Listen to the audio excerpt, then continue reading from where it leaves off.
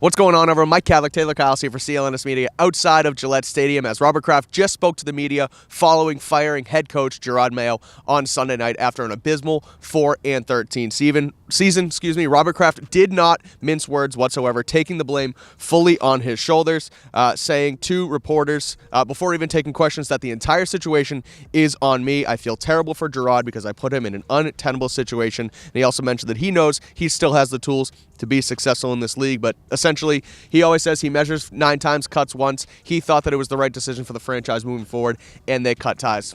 Kraft took a few more questions, mentioned that as of right now, the front office will remain intact. They will enter into a head coaching search for the first time in a long time because they didn't have to with Jerod Mayo the last time. They'll have to have an external search, cover the Rooney Rule, things of that nature. But yeah, Kraft very, very honest and open today, I thought, in his press conference. What did you make of his comments, and what do you think about the head coaching search in general moving forward? I appreciated that Robert Kraft first and foremost acknowledged that really this entire situation fell on his shoulders. Now, obviously, Jerod Mayo took a bad situation, and unfortunately, because he was so unprepared, made it so bad that they just couldn't go on, as he said, untenable. There didn't really seem like there was any path forward where Mayo was clearly going to advance to some kind of level where it made sense to keep him for another season. And that's what we've kind of been saying on the outside is that, yeah, sure, you can put blame at the feet of Jerod Mayo, but it was Robert Kraft who panicked when he got outside head coaching interviews and decided, this was an emotional investment for Robert Kraft. I think maybe in years past it was more of a professional decision where,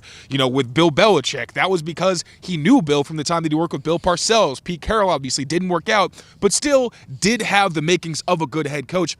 Jerod Mayo felt more like someone that obviously Robert Kraft had known since he was drafted, saw him come up both in the league as a player and also as a coach, and there was that relationship there. So I think that him, knowing that Jerod Mayo did have a lot of leadership qualities, was capable of taking over for Bill Belichick. But one, I think even more so than putting Jerod in the position before he was ready, also the fact that you didn't run it by Bill Belichick, that created a situation where there was never going to be a smooth transition of power because Bill Belichick took offense to the whole thing, and then that created an icy dynamic between him and Jerod Mayo. So I did like that part. Now, I did think the messaging when it came to the head coaching search was a bit confusing. Now, it didn't sound like Robert was committing to anybody on the coaching staff or in the front office necessarily staying on board. He did say the decision would be made on those people after the head coach was hired, but also he said that Elliott Wolf and Alonzo Highsmith would be part of the search along with Jonathan and Robert Kraft to find their new head coach. But it sounded like if the new head coach didn't necessarily want to work with Elliott Wolf and Alonzo Highsmith,